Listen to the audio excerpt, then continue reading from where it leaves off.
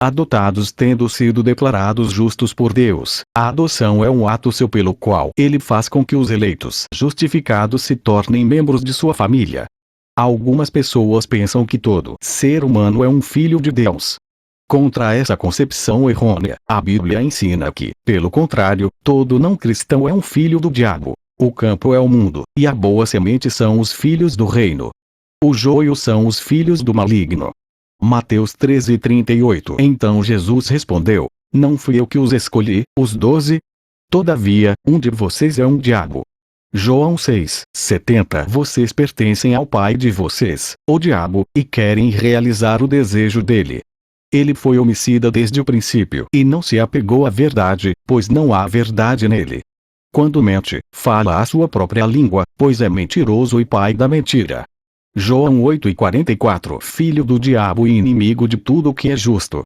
Você está cheio de toda espécie de engano e maldade. Quando é que vai parar de perverter os retos caminhos do Senhor?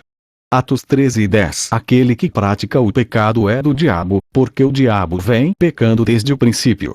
Para isso o Filho de Deus se manifestou, para destruir as obras do diabo. 1 João 3:8. Desta forma sabemos quem são os filhos de Deus e quem são os filhos do diabo. Quem não pratica a justiça não procede de Deus, e também quem não ama seu irmão. 1 João 13:10. Não sejamos como Caim, que pertencia ao maligno e matou seu irmão. E por que o matou? Porque suas obras eram más e as de seu irmão eram justas. 1 João 13:12. Por outro lado, aqueles que foram salvos por Cristo foram também feitos filhos de Deus. Porque todos os que são guiados pelo Espírito de Deus, esses são filhos de Deus. Porque não recebestes o espírito de escravidão, para, outra vez, estardes em temor, mas recebestes o espírito de adoção de filhos, pelo qual clamamos: Abba, Pai. O mesmo Espírito testifica com o nosso espírito que somos filhos de Deus. E, se nós somos filhos, somos, logo, herdeiros também, herdeiros de Deus e co-herdeiros de Cristo. Se é certo que com ele padecemos, para que também com ele sejamos glorificados. Romanos 8:14, 17. Não é pouca coisa ser chamado filhos e herdeiros de Deus.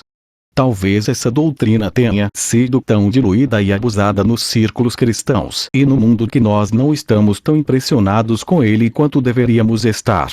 Vejam como é grande o amor que o Pai nos concedeu, que fôssemos chamados filhos de Deus, o que de fato somos.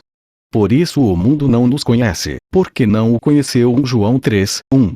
Uma implicação importante de termos sido adotados na família de Deus é que nós podemos agora nos relacionar com Ele como o nosso Pai Celestial, e que podemos ter agora comunhão com outros cristãos como verdadeiros membros de família.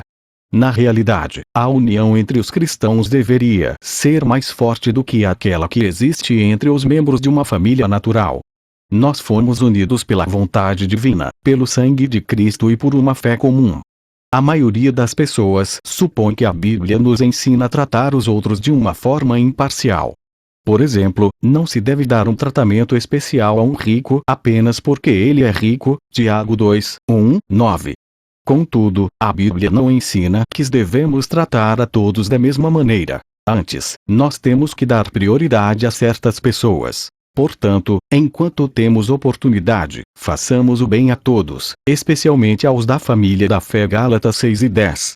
Nós temos que colocar os cristãos em primeiro lugar quando formos prover assistência a outras pessoas. Devemos ser cuidadosos para evitar confundir adoção com outros itens nos benefícios da redenção. Por exemplo, regeneração é uma ressurreição espiritual que capacita o indivíduo a responder positivamente a Deus, mas a pessoa não se torna um filho dele através daquela. É possível para uma criatura racional ser espiritualmente viva, sem ser um membro da família divina no sentido denotado por adoção. Anjos podem ser um exemplo dessa classe de seres. Além que, adoção não é justificação. Seria possível para Deus declarar legalmente alguém como justo sem também fazer dessa mesma pessoa um filho através da adoção. Alguém que foi regenerado e justificado já permanece como justo diante de Deus, e nunca será condenado. Romanos 8:33. Mas a doutrina da adoção nos ilumina ainda mais com respeito à extensão do amor dele para com os seus eleitos, que, além de salvá-los do pecado e do inferno, também os fez seus filhos e herdeiros.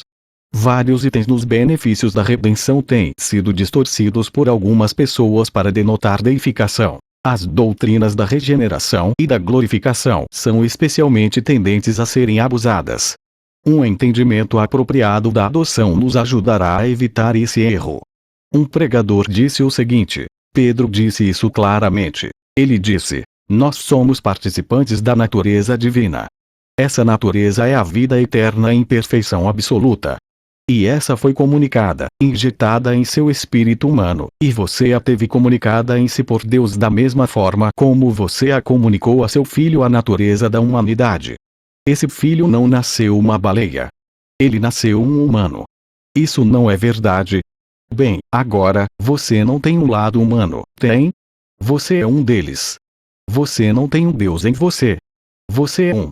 Esse pregador ou está querendo dizer alguma outra coisa e se equivocou no caminho, o que faz supor extremo descuido e expressa indiferença ao ministério da pregação, ou ele quer dizer o que disse, o que constitui blasfêmia do tipo mais terrível. Em outras palavras, se isso foi apenas uma escolha infeliz de palavras, então ela foi uma escolha muito infeliz de palavras. Se ela foi uma escolha boa de palavras, então foi uma doutrina muito blasfema. Ambos os erros são suficientes para resultarem em demissão do ministério, se não em excomunhão da igreja.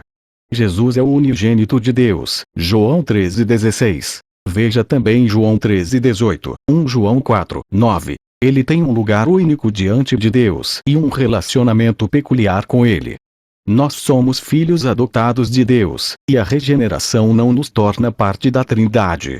Que Jesus é também aludido como o primogênito Romanos 8,29, denota sua preeminência entre a criação divina e os seus eleitos, de acordo com a mentalidade hebraica, e não significa que nós somos os filhos subsequentes de Deus no mesmo sentido e na mesma ordem de Deus Filho. Por exemplo, Colossenses 1,15 diz: Ele é a imagem do Deus invisível, o primogênito de toda a criação. Isso não significa que o universo e os planetas também sejam filhos de Deus.